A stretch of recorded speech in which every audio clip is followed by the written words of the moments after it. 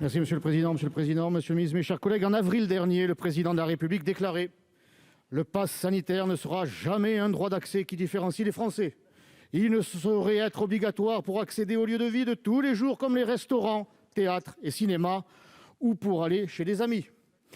En ne respectant pas cet engagement, il perd un peu plus la confiance des Français. En imposant le pass sanitaire aux restaurateurs, la reprise économique paraît désormais fortement compromise.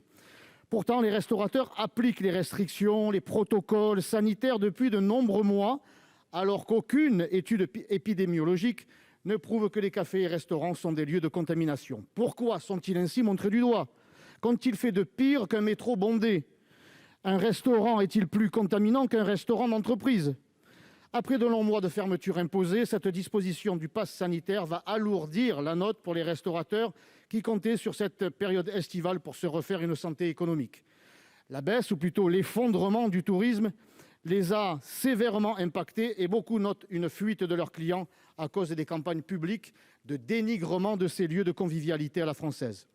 Ceux dont les salariés ne seront pas vaccinés devront fermer ou alors se faire contrôler par des forces de l'ordre n'étant pas elles-mêmes soumises à la même obligation. Je pense aux Marseillais, pardonnez-moi d'avoir ce tropisme, mais ces Marseillais qui étaient satisfaits d'avoir entendu le ministre de l'Intérieur il y a quelques semaines annoncer l'envoi de renforts à Marseille, une centaine de policiers de plus par an. Eh bien aujourd'hui, ils doivent déchanter parce que plutôt que de contrôler la racaille, plutôt que de contrôler les trafiquants de drogue, eh bien les policiers vont être envoyés dans les cafés, dans les bars, dans les restaurants pour contrôler les honnêtes gens, éventuellement les verbaliser.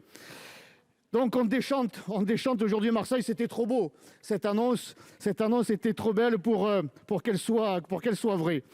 Cette disposition fracture notre société. Tout citoyen devient le policier de son voisin, de son employé, de son patron, de son client. Donc ça suffit.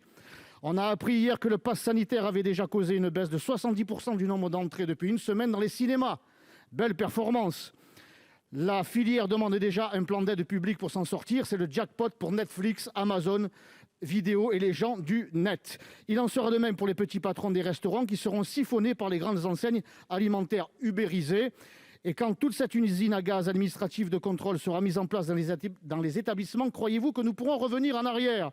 Nous mettons le doigt dans un engrenage mortifère. Je ne sais pas si vous pourrez revenir en arrière, mais le temps est terminé. Merci. 4 secondes, merci. 4 Le secondes. 86.